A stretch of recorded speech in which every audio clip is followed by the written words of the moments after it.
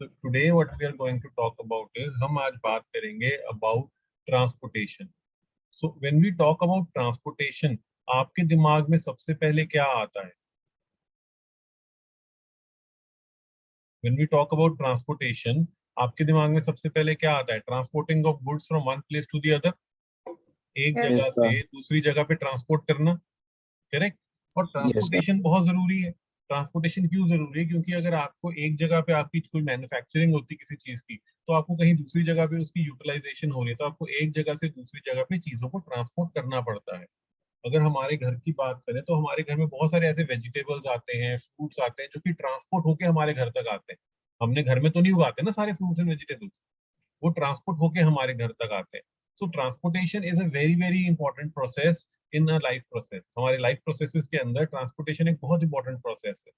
और अगर हम ह्यूमंस की बात करें या फिर अगर हम एनिमल्स की बात करें, सबसे पहले ट्रांसपोर्टेशन इन अगर एनिमल्स की बात करेंगे, सो इन एनिमल्स ट्रांसपोर्टेशन कौन करता है? How does transportation happen? Transportation happens with the help of blood. So animals के अंदर जो हमारा ट्रांसपोर्टेशन होना है, पहले ये समझते हैं कि ट्रांसपोर्टेशन किस चीज का होना है. एनिमल्स के अंदर ट्रांसपोर्टेशन किस चीज का होना है? What all is transported? सबसे पहली चीज oxygen and carbon dioxide, correct? Lungs से ऑक्सीजन को ट्रांसपोर्ट होना है डिफरेंट डिफरेंट ऑर्गन्स के अंदर, डिफरेंट डिफरेंट टिश्यूज की तरफ. और कार्बन डाइऑक्साइड जो होगा वो टिश्यू से होके हमारे लंग्स में आएगा, जहां से बाहर निकालना है इसको, राइट? सो ऑक्सीजन को ट्रांसपोर्ट करना है. Then we need to transport lot of nutrients, no? बहुत सारे न्यूट्रिएंट्स, हमने पता था कि न्यूट्रिएंट्स हमने जो खाते हैं वो हमारे इंटेस्टाइन में डाइजेस्ट हो जाते हैं. फिर वो जो स्मॉल अब्सॉर्बेबल न्यूट्रिएंट्स होते हैं उनको ट्रांसपोर्ट कहाँ पे करना है? अगर आप एक्सरसाइज कर रहे हो, एक्सरसाइज करनी है तो आपकी मसल को न्यूट्रिएंट चाहिए ना बिल्डअप होने के लिए. सो वो इंटेस्टाइन में जो अब्सॉर्ब हुए हैं उनको ट्रांसपोर्ट करना पड़ेगा कहाँ पे? मसल्स के पास. देन मसल्स और हमारी पूरी बॉडी वेस्ट प्रोडक्ट भी बनाती है, राइट? नाइट्रोजनस वेस्ट होते हैं, यूरिया होता है, और भी बहुत सारे वेस्ट प्रोडक्ट होते हैं, जैसे carbon dioxide is also waste product. तो उसको भी तो ट्रांसपोर्ट करना है ना, वेस्ट प्रोडक्ट्स को, करेक्ट? सो ये सारी चीजें को ट्रांसपोर्ट करना है. और क्या ट्रांसपोर्ट करना है? Then we also need to transport some cells also. Cells जैसे हमारे WBCs. WBCs क्या होते हैं? ये हमारी बॉडी को प्रोटेक्शन प्रोवाइड करते हैं अगेंस्ट फॉरेन पैथोजन, जर्म्स के अगेंस्ट प्रोटेक्शन प्रोवाइड करते हैं. तो इनको भी तो ट्रांसपोर्ट करना पड़ेगा ना इधर से उधर. अगर मान लो कहीं पे तुम्हें चोट लग गई तो क्या होना चाहिए? वहां पर सारे WBCs का ट्रांसपोर्ट किया जाता है, ताकि वहां पर अगर कोई बैक्टीरिया वगैरह आया है तो उसको मार दिया जाए, ताकि आपको प्रोटेक्ट किया जाए. Then you also need to transport nutrients के बाद you need to transport something of, जिसको क्या कहते हैं? Minerals, salts and minerals. Salts and minerals जैसे एग्जांपल सोडियम क्लोराइड हो गया, कैल्शियम आयंस हो गए, ये सारे आपको ट्रांसपोर्ट करने पड़ेंगे. यस, यहाँ तक समझ आया? Yes, sir. और एनिमल्स में आप कैसे ट्रांसपोर्ट करते हो? How do you transport these in animals? तो ऐसा तो है नहीं कि यहाँ आप ये डिफ्यूजन के थ्रू ट्रांसपोर्ट हो जाएंगे. डिफ्यूजन तो बहुत स्लो प्रोसेस है. सो आपको एक तरीका चाहिए जिससे आप इनको बल्क में ट्रांसपोर्ट कर सको एक जगह से दूसरी जगह पे एनिमल की बॉडी में. सो अगर हम ट्रांसपोर्टेशन की बात करें, सो ये transportation is carried out in animals by the vascular system, by the vascular system. और एनिमल्स के अंदर there are two type of vascular system. एक होता है जिसको हम कहते हैं ब्लड वैस्कुलर सिस्टम,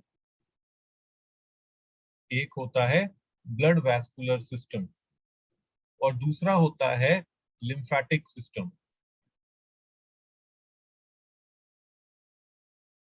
एक होता है ब्लड वैस्कुलर सिस्टम, दूसरा होता है लिम्फेटिक सिस्टम. सो हमारी बॉडी के अंदर जो ट्रांसपोर्टेशन होती है वो मेजरली इन्हीं दो सिस्टम के द्वारा होती है. एक ब्लड वैस्कुलर सिस्टम से होती है, दूसरी हमारी लिम्फेटिक सिस्टम से होती है. और अगर हम पहले ब्लड वैस्कुलर सिस्टम की बात करेंगे, ब्लड वैस्कुलर सिस्टम जो होता है हमारा, it is composed of mainly three parts. तीन कंपोनेंट्स होते हैं हमारे ब्लड वैस्कुलर सिस्टम के. सबसे पहला कंपोनेंट क्या होता है? सबसे पहला कंपोनेंट होता है blood vessels, correct, blood vessels होनी चाहिए ना ब्लड वैस्कुलर सिस्टम में ट्रांसपोर्ट करने के लिए। दूसरा इंपॉर्टेंट कंपोनेंट होता है हमारा हार्ट। आपके पास ब्लड वेसल तो है, ट्यूब्स तो हैं जो पूरी बॉडी में रन कर रही हैं, और उन ट्यूब्स में पंप करने के लिए आपके पास हार्ट भी है, पंप हो गया जो कि हार्ट पंप करता है। और third important component is actually blood. तो ये तीन मेजर कंपोनेंट है ब्लड वैस्कुलर सिस्टम के, blood vessels, heart and the blood. यहां तक क्लियर हो गया? Yes, sir. Right? Yes, sir. तो ये बहुत इजी है, यहाँ तक मुश्किल तो नहीं है। अब ब्लड वेसल्स की अगर हम बात करें, सो ब्लड वेसल्स को भी हम डिवाइड कर सकते हैं। There are in our body, there are तीन टाइप्स ऑफ की ब्लड वेसल हो गई। कौन कौन सी होती हैं? One are called as artery, दूसरी होती है वेन्स, और तीसरी होती है छोटी छोटी capillaries. Arteries, veins and capillaries, right? Arteries क्या होती हैं? Arteries are the blood vessels which carry blood away from the heart. They carry blood away from the heart. Vein क्या होती हैं? They carry blood towards the heart. और capillaries क्या होती हैं? ये क्या करती हैं? ये बिल्कुल टिश्यूज के अंदर जाती हैं। तो हमारी जो आर्टरीज और वेन्स होती हैं बड़ी बड़ी ट्यूब्स होती हैं, और वो टिश्यूज में नहीं जा सकती। सो कैपिलरीज क्या करती हैं? They go directly into the tissues. So capillaries जो होती हैं दे कनेक्ट वेन्स और आर्टरीज को कनेक्ट करती है। So they are small tubes which enter into tissues. ठीक है? सो अगर हम इसको डिजाइन करें तो कैसा आएगा? लेट अस से जैसे हम पहले आर्टरी बनाते हैं, सो मेजर आर्टरी आएगी ऐसे, बड़ी आर्टरी एक आती है। जो मेजर आर्टरी होती है वो छोटे छोटे कैपिलरीज में डिवाइड हो जाती है। ठीक है? ये मेजर आर्टरी थी, ये छोटी छोटी कैपिलरीज में डिवाइड होगी। अब ये कैपिलरीज किसके अंदर एंटर करती हैं? ये कैपिलरीज एंटर करती हैं टिश्यूज के अंदर। ये हमारे टिश्यूज हो गए।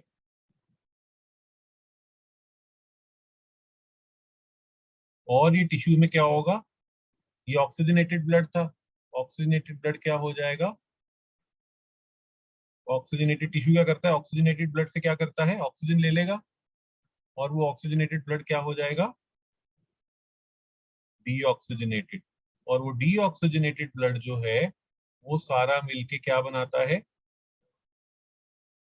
वेन बनाता है। यहां तक क्लियर है बच्चे? सबको समझ आ गया? Yes, sir. This is very simple यहां तक। सो एक बड़ी आर्टरी आती है, it breaks down into capillaries, and then capillaries form veins. So blood का फ्लो कैसे है? ब्लड का फ्लो इस तरह से है। I hope this is absolutely clear. Yes, sir. Right?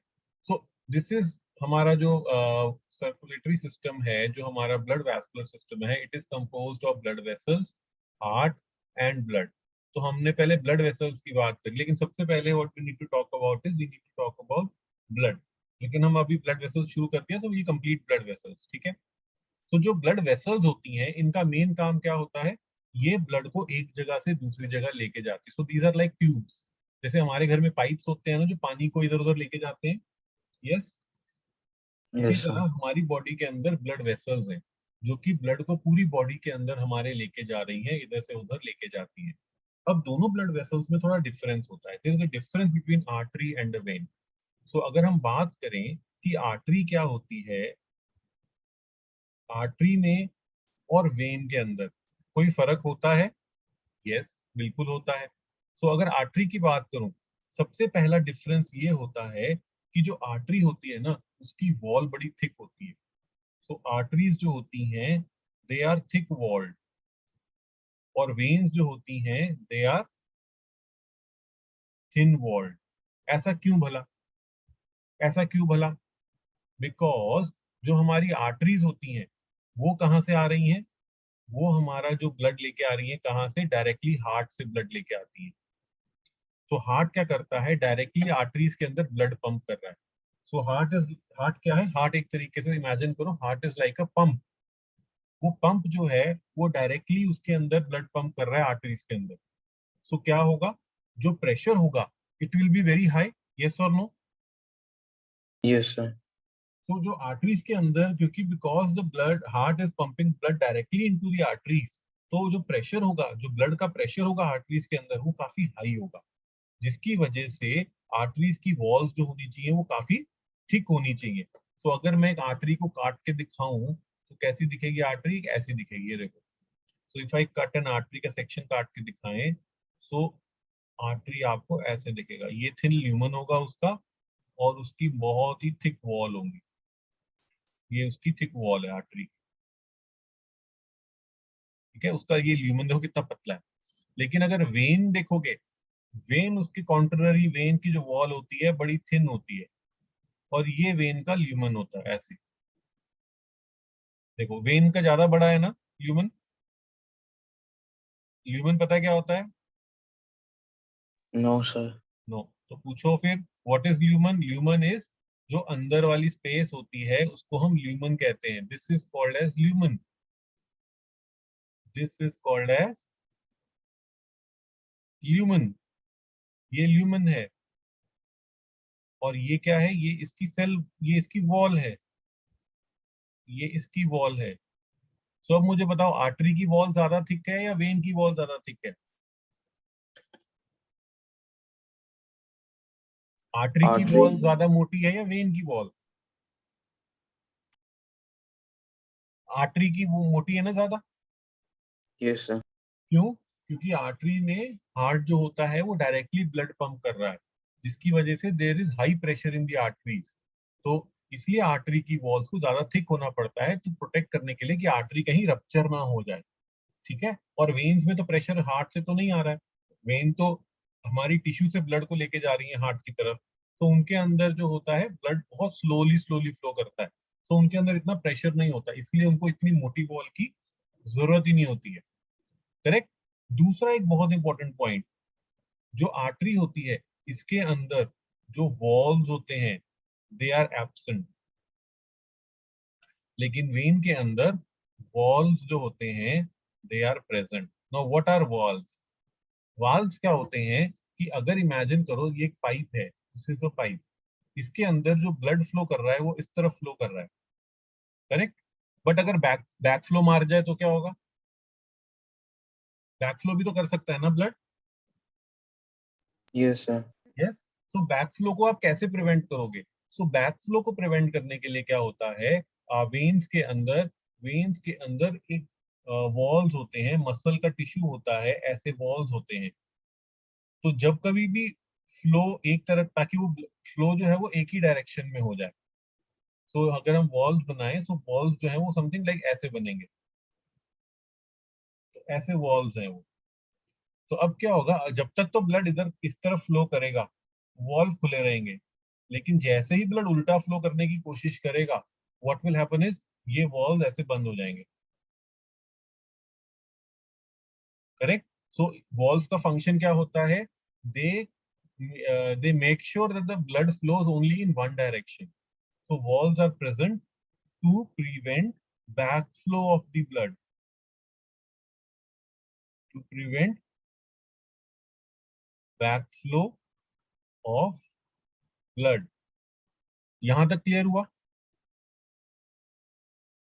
Yes, sir. लेकिन मैंने बोला है कि आर्टरी में नहीं होते हैं, आर्टरी में क्यों नहीं होते हैं? आर्टरी में भी तो बैकफ्लो प्रिवेंट करने के लिए कुछ होना चाहिए ना। Why only in vein, why not in arteries?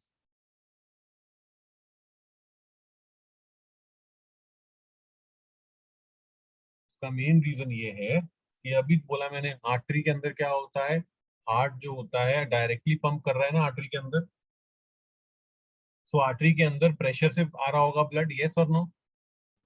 Yes, sir. तो जब प्रेशर से आ रहा होगा ब्लड, तो क्या ब्लड वापस जा पाएगा? No, sir.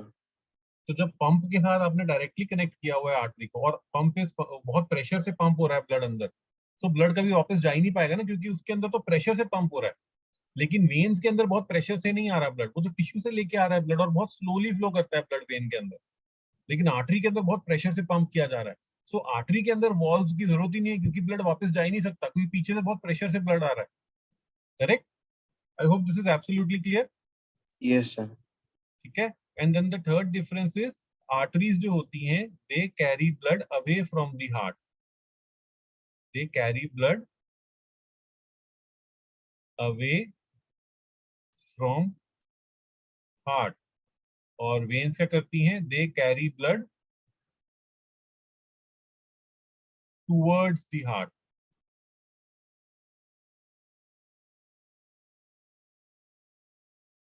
क्लियर है बच्चे ये? Yes, sir. करेक्ट? यहां तक सिंपल है। What we are going to talk about now is, we are going to talk about blood. So जो हमारा फ्लूइड है, जो हमारा ट्रांसपोर्टेशन करता है, we will talk about blood. So हमारा जो ब्लड होता है, it is composed of two components. ये दो पार्ट्स होते हैं हमारे ब्लड के। So blood is composed of two parts. One is called as the one, जो होता है वो होता है लिक्विड पार्ट, जिसको हम कहते हैं plasma. This is the liquid part, जिसको हम प्लाज्मा कहते हैं। और दूसरा जो होता है, जो सेलुलर पार्ट होता है हमारे ब्लड का, which is composed of mainly cells, जिसको हम क्या बोलते हैं, we also called as formed elements भी बोलते हैं, या फिर उनको सेल्स भी बोलते हैं। ठीक। अब फॉर्म्ड एलिमेंट्स या सेल की जब बात करें, तो हमारे ब्लड के अंदर there are mainly three type of formed elements. सबसे पहले होते हैं आरबीसीज, रेड ब्लड सेल्स। दूसरे होते हैं डब्ल्यूबीसीज, व्हाइट ब्लड सेल्स। तीसरे होते हैं प्लेटलेट्स। तो हमारे ब्लड के अंदर जो हमारा फॉर्म्ड एलिमेंट्स या फिर हमारे जो सेल्स होते हैं ब्लड के अंदर, वो मेजरली उनके ये तीन कंपोनेंट्स हैं। RBCs are also called as erythrocytes. Erythro का मतलब ब्लू, एरिथ्रो का मतलब होता है रेड, साइट्स का मतलब होता है सेल्स। सो रेड ब्लड सेल्स को हम एरिथ्रोसाइट्स भी बोलते हैं। व्हाइट ब्लड सेल्स को हम ल्यूकोसाइट्स भी बोलते हैं। ल्यूको का मतलब होता है कलरलेस या फिर व्हाइट, और साइट्स का मतलब होता है cells, so that is why they are called white blood cells. Platelets को हम थ्रोम्बोसाइट्स भी बोलते हैं, इनको हम थ्रोम्बोसाइट्स भी बोलते हैं। ठीक है। तो अगर हम आरबीसीज की बात करें, तो आरबीसीज जो होते हैं, इनका मेन फंक्शन क्या होता है? Main function is transport of oxygen. कैसे? सो आरबीसीज के अंदर there is a protein which is called as haemoglobin. और ये जो हीमोग्लोबिन होता है, what it does is, it binds to oxygen. तो हीमोग्लोबिन ऑक्सीजन से बाइंड करता है, और जहां पर भी इसकी रिक्वायरमेंट होती है वहां तक इसको ट्रांसपोर्ट कर देता है। सो एक हीमोग्लोबिन मॉलिक्यूल 4 ऑक्सीजन मॉलिक्यूल से बाइंड कर सकता है। ठीक है, यहां तक समझ आया? Yes, sir. जो आरबीसीज होते हैं, ये कैसे होते हैं, इनकी शेप क्या होती है? सो दे आर, आरबीसीज जो होते हैं, they are biconcave. Now what does biconcave mean? Biconcave का मतलब होता है कि ये दोनों साइड से कनकेव होंगे, ऐसे। अगर आप सेल को साइड से देखोगे तो आपको ऐसा साइड से दिखेगा, और अगर सामने से देखोगे, ऊपर से देखोगे, तो ये होगा, और इसके बीच में यहाँ पे डिप्रेशन होगा हल्का हल्का। ठीक है। So these are biconcave. इनके पास न्यूक्लियस नहीं होता, दे आर इन्यूक्लिएटेड।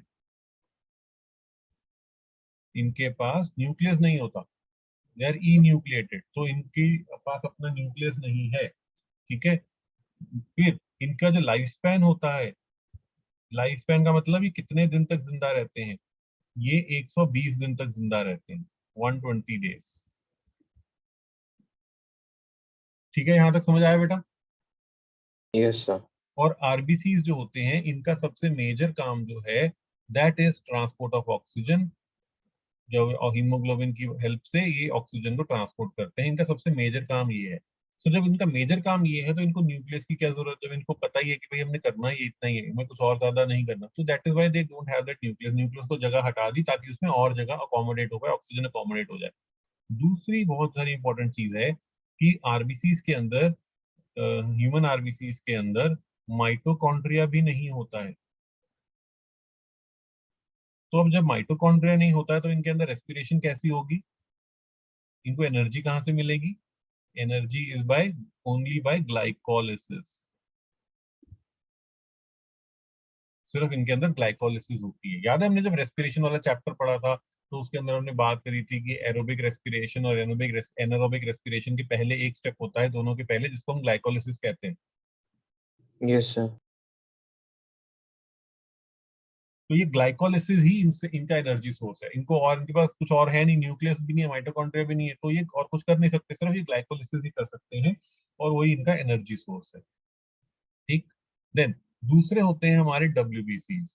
डब्ल्यूबीसीज जो होते हैं इनका मेन फंक्शन होता है टू फाइट इन्फेक्शंस। इनका मेन फंक्शन है टू फाइट इन्फेक्शंस। जो डब्ल्यूबीसीज होते हैं they provide immunity to our body. They provide immunity to our body. जैसे ही कोई हमारा कोई पैथोजन आएगा हमारे ब्लड के अंदर, फॉरेन पैथोजन आता है, तो डब्ल्यूबीसी इमीडिएटली उसको आइडेंटिफाई करते हैं और उसको एनगल्फ कर लेते हैं और उसको किल कर देते हैं। तो ये हमारी बॉडी के, एक तरीके से समझो, ये हमारी बॉडी के सोल्जर्स हो गए, पुलिस वाले या सोल्जर्स की तरह हो गए, जो कि हमारी बॉडी को फॉरेन पैथोजन के इन्वेजन से बचाते हैं। और उनका साइज आरबीसी से काफी बड़ा होता है। So they are much large than RBCs. RBC के मुकाबले ये काफी बड़े होते हैं। इनके पास अपना अपना न्यूक्लियस होता है। यस, इनके पास न्यूक्लियस भी होता है। और इनका लाइफ स्पैन कितना होता है? इनका लाइफ स्पैन जो हो सकता है, किसी किसी का कुछ महीने होता है, किसी किसी का कुछ साल होता है, तो इनका लाइफ स्पैन बड़ा वेरिएबल होता है। लाइफ स्पैन बड़ा वेरिएबल होता है, from few months two years. Clear है ये वाली बात? Yes, sir. ठीक है।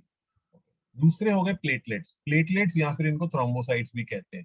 अब इनका मेन फंक्शन क्या होता है? अगर हमारी कभी कोई आर्टरी या कोई ब्लड वेसल है, या आर्टरी ले लो, वेन ले लो, या कैपिलरी ले लो, अगर कभी पंचर हो जाए तो क्या होगा? वहां से लीक होगा। अगर वो डैमेज हो जाए तो क्या होगा? वहां से लीक होगा, ब्लड लीक होगा, ब्लड Yes, sir. फ्लो होगा। तो क्या हमें फ्लो करते रहने देना चाहिए या उसको बंद करना चाहिए? बंद करना चाहिए। बंद करना चाहिए। तो उसको बंद कैसे किया जाए? सो इनका काम यही है। ये प्लेटलेट्स जो होते हैं they help in blood clotting. They help in blood clotting. तो जब कभी भी हमारी डैमेज होगी, कोई वेसल डैमेज हो जाती है, जब हमें चोट लग जाती है, हमारी वेसल वगैरह डैमेज होती है, तो ये प्लेटलेट्स या थ्रोम्बोसाइट्स क्या करते हैं, फटाफट वहां पहुंच जाते हैं और वहां पर जो डैमेज है उसको क्लॉट कर देते हैं, उसको वहां पे ब्लॉक कर देते हैं। वो जो होल हुआ है, जो डैमेज हुआ है, उसको क्लॉग कर देते हैं। राइट। तो ये प्लेटलेट्स जो होते हैं ये हमारी रिपेयर में हेल्प करते हैं। They help in the blood clotting. यहाँ तक क्लियर है? बिल्कुल easy. Yes, sir. And what about plasma? Plasma जो होता है it is the liquid part of blood. And what does it contain? It contains proteins. Plasma के अंदर क्या होगा? प्रोटीन्स होंगे, इसके अंदर कार्बोहाइड्रेट्स होंगे, लिपिड्स होंगे, एंड वाटर होगा। करेक्ट। और बहुत सारे न्यूट्रिएंट्स होते हैं। सो that is what plasma does. तो प्लाज्मा जो होता है ये लिक्विड पार्ट होता है जिसके अंदर बहुत सारे न्यूट्रिएंट्स, प्रोटीन, वाटर मॉलिक्यूल होते हैं। सो अगर आप एक ब्लड को टेस्ट ट्यूब में डाल के और उसको खड़ा रहने दोगे वैसे ही, तो वो क्या होगा, धीरे धीरे सारे सेल्स नीचे बैठ जाते हैं और ऊपर एक येलोइश कलर का, स्ट्रॉ कलर का फ्लूइड बचता है। तो plasma is yellowish straw coloured. Yellowish straw coloured fluid बचता है ऊपर, जिसको हम क्या कहते हैं? We call it plasma. ठीक है। So I hope this functions are absolutely clear. So we have understood about blood vessels के बारे में पढ़ लिया, हमने ब्लड के बारे में भी पढ़ लिया। अब हम पढ़ते हैं हार्ट के बारे में। So heart is one of the most important organs of our body. तो अगर हम हार्ट की बात करें, सो हार्ट का मेन काम क्या है? हार्ट का सबसे ज्यादा इंपॉर्टेंट काम जो है वो है ब्लड को पंप करना। सो हार्ट का जो फंक्शन है, function is to pump blood to different parts of the body. Yes. ठीक। So now let us understand heart के functions. Different types of hearts हैं, different organisms में. तो अगर हम सिंपल सा फिशेस से शुरू करें, अगर हम फिशेस से शुरू करेंगे तो फिशेस का जो हार्ट होता है, फिशेस का हार्ट इज 2 चेम्बर्ड. फिशेस के हार्ट के अंदर 2 चेम्बर होते हैं. तो हमारे हार्ट के अंदर जो भी हार्ट होता है ना, हार्ट के जो चेम्बर्स होते हैं उनको हम उनके फंक्शन के हिसाब से नाम देते हैं. सो हार्ट के पास हमेशा क्या होता है, एक चेम्बर होता है जिसको हम कहते हैं ऑरिकल. ऑरिकल या एट्रिया, ये क्या करते हैं, दे रिसीव ब्लड. ये हमेशा ब्लड को रिसीव करते हैं. ठीक है. दूसरा चैम्बर जो होता है उसको कहते हैं वेंट्रिकल. ये हमेशा ब्लड को पंप करते हैं. सो ऑरिकल ब्लड को हमेशा रिसीव करते हैं और वेंट्रिकल ब्लड को हमेशा पंप करते हैं, अपने से दूर भेजते हैं. ठीक. तो अगर फिश का हार्ट की बात करें तो फिश के हार्ट के पास केवल 2 ही चेम्बर हैं, मतलब एक ऑरिकल और एक वेंट्रिकल. सो फिश का heart so can be, auricle receive करता है पंप. ऑरिकल रिसीव करता है. ये देखो एरो से क्या पता लग रहा है, ब्लड इसके अंदर एंटर करेगा ऑरिकल के अंदर. और वेंट्रिकल क्या करता है, वेंट्रिकल ब्लड को पंप करता है, अपने से दूर भेजेगा. ठीक है. अभी यस एग्जांपल से सर. समझ आएगा. जैसे ये देखो, ये मैं अगर फिश का हार्ट बना रहा हूँ, फिश के हार्ट के अंदर क्या होता है, उसके हार्ट के अंदर 2 ही चेम्बर होते हैं. एक होता है ऑरिकल और एक होता है वेंट्रिकल. सो लेट अस से ये वाला जो चेम्बर है, दिस इज दी ऑरिकल और ये चेम्बर इज दी वेंट्रिकल. तो फिश के ऑरिकल के अंदर क्या होता है, जो हार्ट होता है फिश का, 2 चेम्बर है. तो उसके ऑरिकल के अंदर क्या होगा, जो भी ब्लड है, डीऑक्सीजनेटेड ब्लड है, जो पूरी बॉडी से डीऑक्सीजनेटेड ब्लड आया है, पूरी फिश की मसल से जो डीऑक्सीजनेटेड ब्लड है, वो ऑरिकल्स के अंदर एंटर करता है.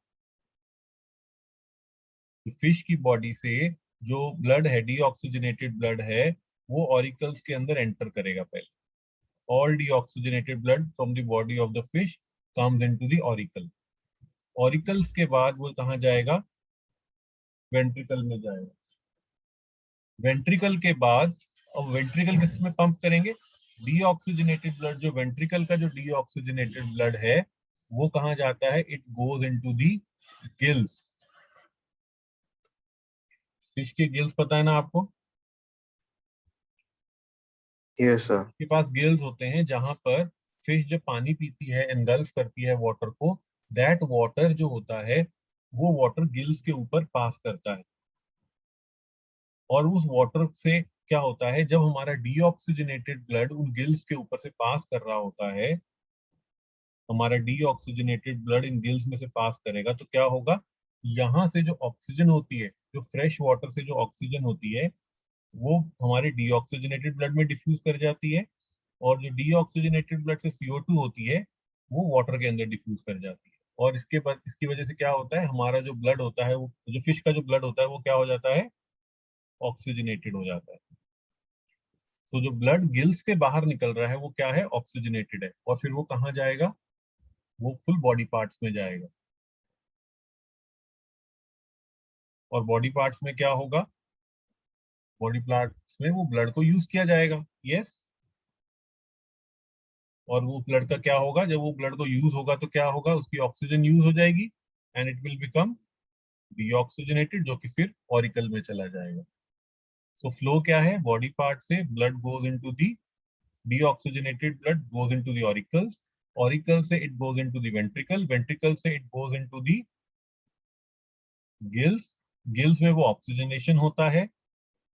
ठीक है, गिल्स में वो ऑक्सीजनेशन होता है और उसके बाद it enters into the again into the body part, जहां पर वो यूज होकर उसको डीऑक्सीजनेट कर दिया जाता है. करेक्ट. ये समझ आया, फ्लो समझ आया ब्लड का. Yes sir. तो इसका मतलब एक बात नोटिस करो कि फिश का जो हार्ट है उसके अंदर हमेशा डीऑक्सीजनेटेड ब्लड ही पास कर रहा है ना. Yes sir. तो फिश के ब्लड के अंदर, फिश के हार्ट के अंदर ओनली डीऑक्सीजनेटेड ब्लड, फिश के हार्ट के अंदर ओनली डीऑक्सीजनेटेड ब्लड ही पास करता है. Blood in fish heart. तो फिश का हार्ट जो होता है वो 2 चेम्बर का होता है और उसके अंदर केवल डीऑक्सीजनेटेड ब्लड ही पास करता है. यहां तक समझ आ गया. ठीक है. तो अब आगे अगर फिश के आगे चलें, फिश के आगे कौन सा ऑर्गेनिज्म आता है? फिश के बाद आते हैं हमारे amphibians and reptiles. So amphibian and reptiles के अंदर अगर हम बात करें, यहाँ पर मैं बात कर रहा हूँ एम्फीबियंस की, एम्फीबियन और रेप्टाइल्स। एम्फीबियन माने जैसे फ्रॉग हो गया, रेप्टाइल जैसे लिजर्ड, स्नेक वगैरह, ठीक है। अब इनके अंदर क्या होता है, इनके अंदर जो हार्ट होता है वो 3 चेम्बर्ड होता है। 3 चेम्बर का मतलब क्या हुआ, उसके पास, हार्ट के पास 2 ऑरिकल्स होते हैं, एक ऑरिकल ये, एक ऑरिकल ये, और 2 ऑरिकल हो गए, और एक वेंट्रिकल होता है। सो 2 ऑरिकल होते हैं और एक वेंट्रिकल होता है, ठीक। एक ऑरिकल के अंदर ऑक्सीजनेटेड ब्लड आता है और एक ऑरिकल के अंदर डीऑक्सीजनेटेड ब्लड आता है। सो इसमें ये होता है कि एक ऑरिकल के अंदर मेरा ऑक्सीजनेटेड ब्लड आएगा और दूसरे ऑरिकल के अंदर मेरा डीऑक्सीजनेटेड ब्लड आएगा, और ये दोनों ऑक्सीजनेटेड और डीऑक्सीजनेटेड ब्लड जो होते हैं, ये जो वेंट्रिकल होता है उसके अंदर ये मिक्स हो जाते हैं, और फिर ये मिक्स्ड ब्लड जो होता है ये आगे पंप कर दिया जाता है। ये मिक्स्ड ब्लड जो था ये आगे पंप होता है। समझ आई बात? तो ये बॉडी पार्ट्स में पंप होगा। तो अब इसका मतलब जो है, जो एम्फीबियंस हैं, जो रेप्टाइल्स हैं, उनको क्या मिल रहा है? उनको एक 100% प्योर ऑक्सीजनेटेड ब्लड नहीं मिल रहा, उनको मिक्स्ड ब्लड मिल रहा है। यस और no? yes sir, right. So इनको अगर हम लिखें तो एम्फीबियन का जो हार्ट होता है, एम्फीबियन एंड रेप्टाइल्स का जो हार्ट है, दिस इज 3 चेम्बर्ड, 3 चेम्बर का हार्ट है जिसके अंदर 2 ऑरिकल्स एंड 1 वेंट्रिकल। अब इसकी वजह से क्या होता है, because of only 1 ventricle, there is mixing of oxygenated and deoxygenated blood. तो एक ब्लड जो है यहां से जो आ रहा है, वो कहाँ से आ रहा है? वो लंग से आ रहा होगा। दूसरा ब्लड जो है वो बॉडी टिश्यू से आ रहा है। तो अब दोनों आके वेंट्रिकल के अंदर क्या हो जाते हैं? मिक्स हो जा रहे हैं, और वो मिक्स्ड ब्लड जो हो रहा है वही बॉडी को आगे ट्रांसपोर्ट किया जा रहा है, बॉडी टिश्यूज को चला जाता है, ठीक है। तो ये mixing of oxygenated and deoxygenated blood हो रहा है। लेकिन एक बात बताओ, इनको फर्क नहीं पड़ रहा ज्यादा? जब इनका ऑक्सीजनेटेड और ऑक्सीजनेटेड ब्लड इनका मिक्स हो जा रहा है, ऑक्सीजनेटेड एंड डीऑक्सीजनेटेड, तो इनको फर्क नहीं पड़ रहा होगा? सब बढ़ रहा होगा। फर्क इतना नहीं पड़ता है बिकॉज इनकी ऑक्सीजन रिक्वायरमेंट बड़ी कम है। They do not have very high oxygen requirement, so that is why इनके लिए मिक्स्ड ऑक्सीजन ब्लड जो है वो चलता है। So there oxygen requirement is very low. So इनकी जो एनर्जी रिक्वायरमेंट होती है, एनर्जी रिक्वायरमेंट, और अगर एनर्जी रिक्वायरमेंट ज्यादा हो, energy requirement is directly proportional to oxygen requirement ना, जितनी अगर एनर्जी चाहिए होगी तो ऑक्सीजन भी तो उतनी चाहिए होगी।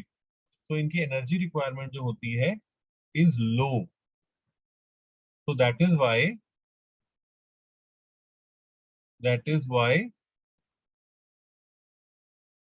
they can survive with mixed blood।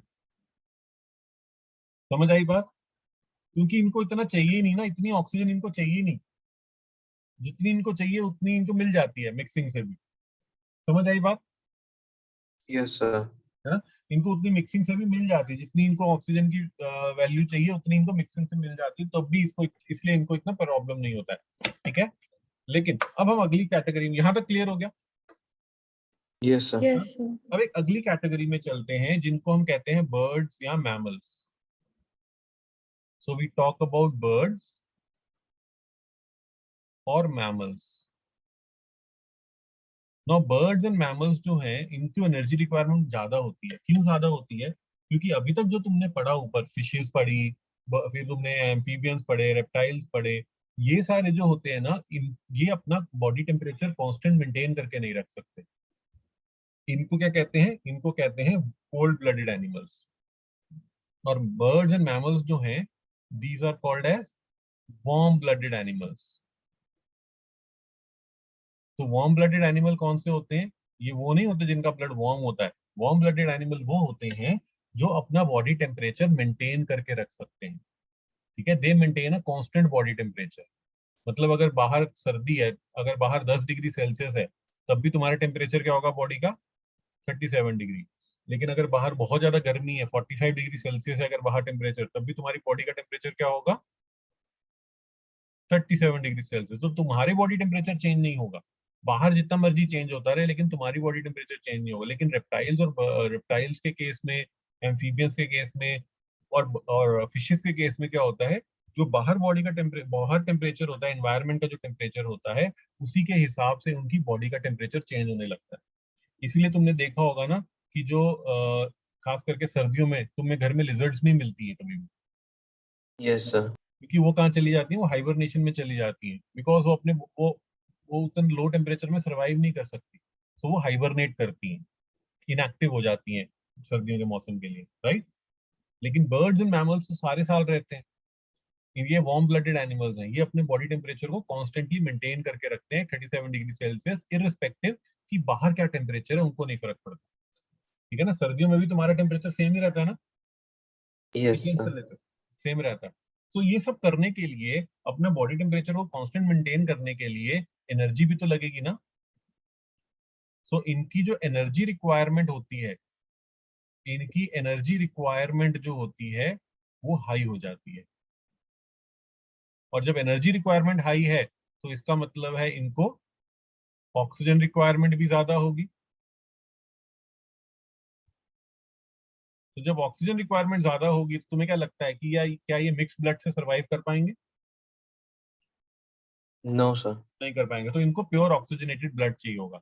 उसके लिए इन्होंने क्या किया, अब उन्होंने ऊपर देखो, रेप्टाइल्स वाले हार्ट में तो दोनों वेंट्रिकल मिक्स हो रखा है, एक ही वेंट्रिकल है। तो इन्होंने क्या किया, इन्होंने अपना जो हार्ट डेवलप किया, उसके अंदर इन्होंने दो वेंट्रिकल्स बना लिए। So now their heart is 4 chambered. So birds और मैमल्स के अंदर जो हार्ट होता है, हार्ट इज 4 चेम्बर्ड। क्यों? मतलब इसके पास होते हैं दो ऑरिकल्स होते हैं, और और, और दो वेंट्रिकल्स होते हैं। दो ऑरिकल्स एंड दो वेंट्रिकल्स, ठीक है। और ये दोनों एक दूसरे से सेपरेटेड होते हैं, ताकि ये सेपरेटेड होते हैं ताकि एक दूसरे के ब्लड मिक्स ना हो। सो अगर हम हार्ट का डायग्राम बनाएं, एक वर्टिब्रेट के हार्ट का, या फिर सॉरी, एक हम मैमल के हार्ट का डायग्राम बनाएं, फिश का, या सॉरी, बर्ड या मैमल का, तो उसका हम डायग्राम ऐसे थोड़ा सा रफ सा बनाते हैं।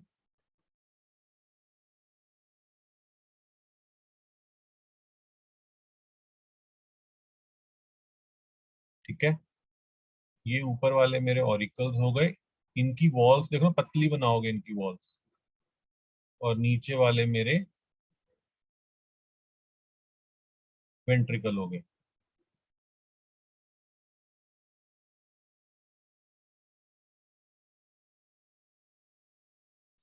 ठीक है, तो ये ऊपर वाले क्या हो गए, ऊपर वाला जो है मेरा, this is my right auricle, this is my left auricle.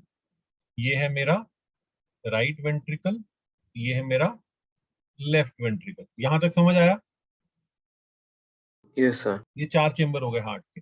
अब हमारे हार्ट के अंदर क्या होता है, राइट साइड जो है हमारे हार्ट की, वो सिर्फ डीऑक्सीजनेटेड ब्लड के साथ डील करती है।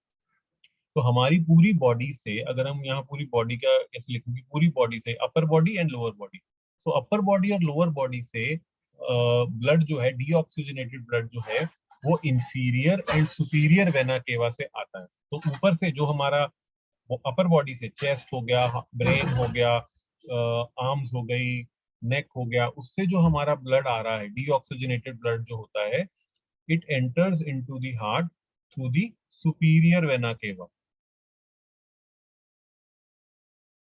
ये ब्लड इसके अंदर आएगा सुपीरियर वेना केवा के थ्रू, और दूसरा एक इंफीरियर वेना केवा के थ्रू मेरा नीचे से आ रहा है ब्लड। ठीक है, यहां तक समझ आया? Yes, hello, sir. तो ये ब्लड इस तरह से आ रहा है, ठीक है। अब ये जो ब्लड आ रहा है अंदर, अब मेरा राइट ऑरिकल पूरा रिलैक्स्ड है, ठीक है, ताकि ब्लड इसके अंदर पोर हो रहा है। तो कहाँ कहाँ से आ रहा है? ऊपर से ब्लड आ रहा है थ्रू सुपीरियर वेना केवा, और नीचे से आ रहा है इंफीरियर वेना केवा, ठीक है। अब इसके अंदर क्या हो गया? अब इसके अंदर मेरा ये डीऑक्सीजनेटेड ब्लड भर गया।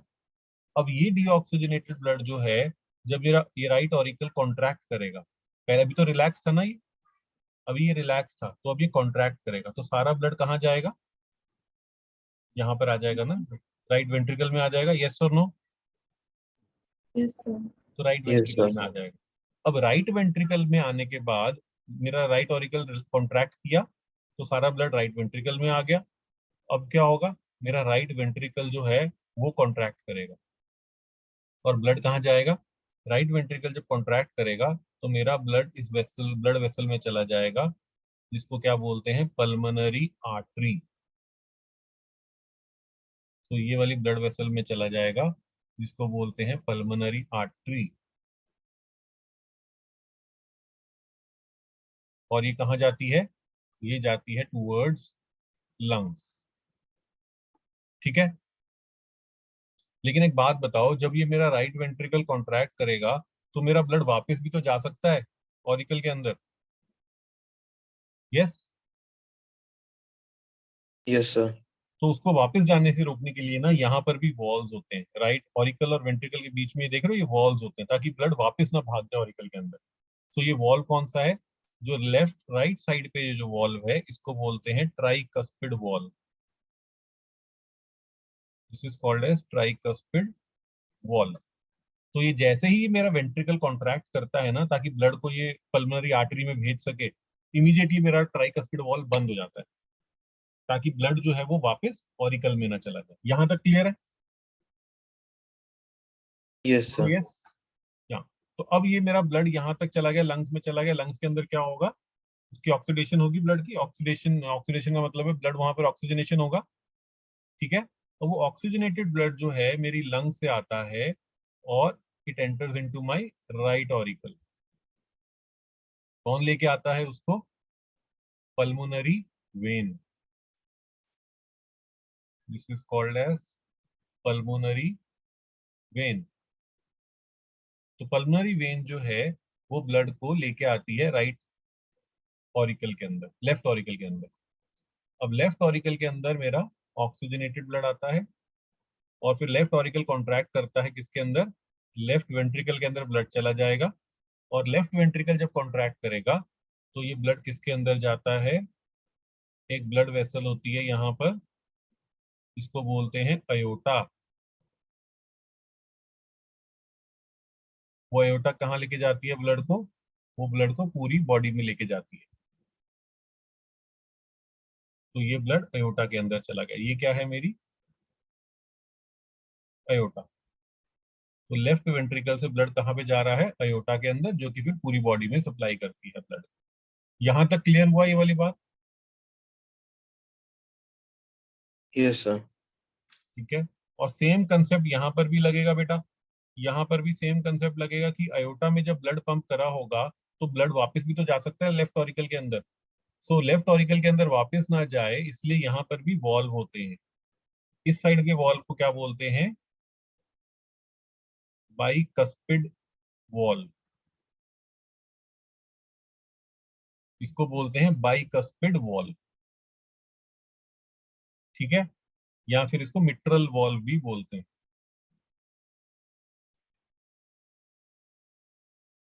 यहां तक समझ आया? सो अब एक बात ध्यान दो। अब मैं पूरा वैसे बता रहा हूँ। सो अब हार्ट बीट कैसे चलती है ना? अब देखो, मेरा हार्ट पूरी तरह रिलैक्स्ड है। रिलैक्स मतलब मेरे दोनों चारों चेम्बर्स जो हैं, ऑरिकल और वेंट्रिकल, चारों के चारों रिलैक्स्ड है। Now what will happen is, सबसे पहले मेरे ऑरिकल्स जो रिलैक्स्ड हैं उनके अंदर ब्लड आ रहा है, ठीक है। लेफ्ट साइड में कहाँ से आ रहा है? पल्मोनरी वेन से आ रहा है ऑक्सीजनेटेड ब्लड। और राइट साइड में कहाँ से आ रहा है? सुपीरियर और इंफीरियर वेना केवा से डीऑक्सीजनेटेड ब्लड आ रहा है। तो दोनों ऑरिकल्स रिलैक्स है। तो जैसे ही उनके अंदर ब्लड भर जाता है, वो ऑरिकल्स क्या करते हैं? कॉन्ट्रैक्ट करते हैं।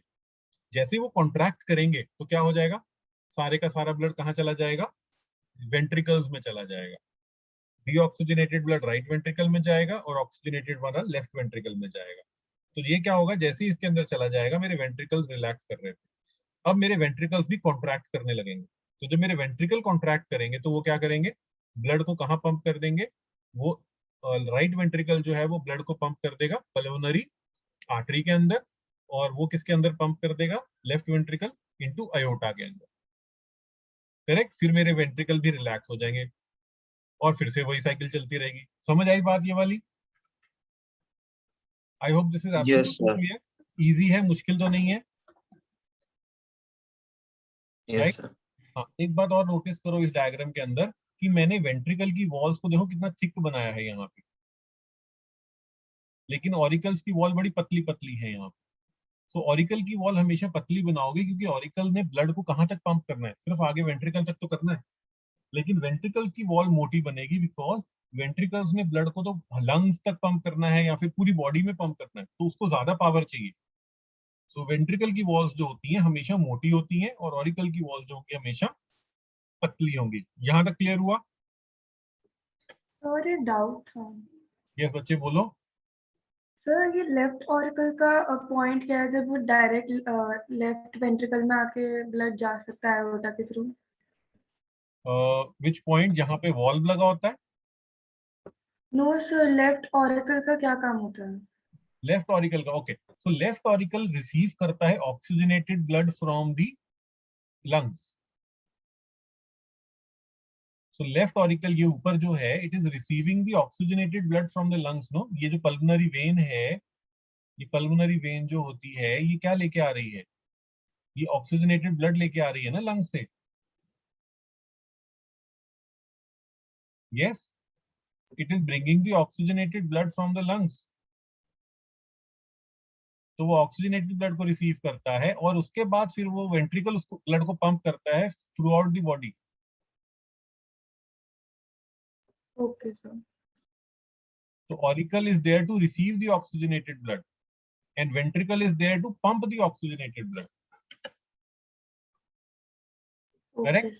So अब इसके अंदर एक इंपॉर्टेंट बात ये है कि जो हमारा हार्ट के अंदर जो ब्लड फ्लो कर रहा है वो दो जगह से, दो अलग अलग सर्कुलेशन पाथ चल रही है। So if I right my heart, यहाँ पर मैं हार्ट लिखता हूँ। सो हमारे हार्ट से जो ब्लड फ्लो कर रहा है, डीऑक्सीजनेटेड ब्लड है, it goes into what, it goes into the lungs. Yes, तो देयर इज, और एक है हमारी बॉडी टिश्यूज की बात करते हैं। सो अगर आप देखा जाए तो हमारे हार्ट से डीऑक्सीजनेटेड ब्लड जो होता है वो जा रहा है हमारे इसके अंदर, लंग्स के अंदर।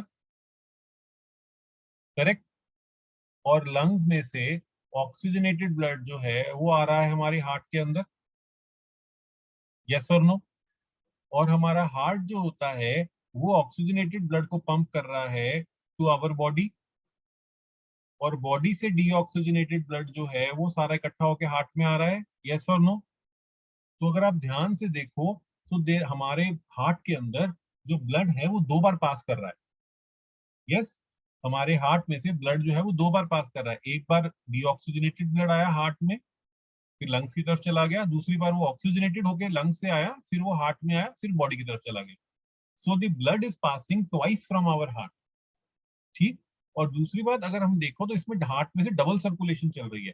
One circulation is between heart and the lungs.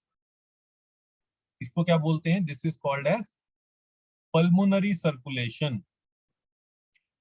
This is called as pulmonary circulation, क्योंकि ये लंग्स और हार्ट के बीच में हो रही है। बट दूसरी सर्कुलेशन जो हमारी हार्ट की है वो हमारी हार्ट और बॉडी के बीच में हो रही है, and that is called as systemic circulation. क्योंकि हमारे हार्ट के अंदर दो दो सर्कुलेशन चल रही हैं, blood is passing twice from the heart, that is why इन दोनों को क्या बोलते हैं, we call it as double circulation.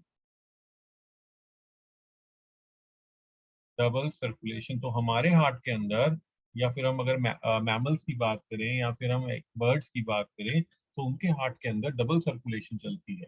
Double circulation के दो पार्ट हो गए, एक होता है pulmonary circulation between heart and the lungs, दूसरा है systemic circulation between heart and the body. Clear? I hope this is absolutely clear, इसमें कोई Yes, डाउट sir. तो नहीं है? ठीक, so can we revise one, एक बार रिवाइज कर सकते हैं हम हार्ट के अंदर सर्कुलेशन का पार्ट। सो अगर लेट Yes. से आई से कि मैं बॉडी की बात करता हूँ, हमारी बॉडी से डीऑक्सीजनेटेड ब्लड जो है वो कहाँ पर आएगा? डीऑक्सीजनेटेड ब्लड विल हार्ट के अंदर कहाँ पर आता है, वो कौन से उसमें आता है? Right auricle. Correct, deoxygenated blood जो होगा it will enter into the right auricle, right atria, इसको एट्रिया बोलते हैं, सिंगुलर में एट्रिया बोलते हैं। सो एट्रिया से कहाँ जाएगा blood? Into the right Right ventricle. Ventricle, right went, और ये यहाँ पर क्या चेक होता है? यहाँ पर होती है tricuspid wall,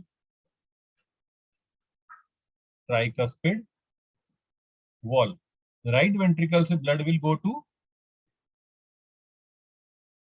lungs, Lungs. Lungs में से वो ऑक्सीजनेट हो जाएगा and it will go to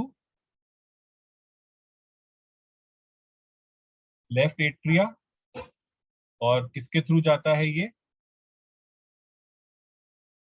pulmonary vein. और लेफ्ट एट्रिया से ब्लड कहाँ जाएगा? लेफ्ट वेंट्रिकल, लेफ्ट वेंट्रिकल से ब्लड कहाँ जाएगा?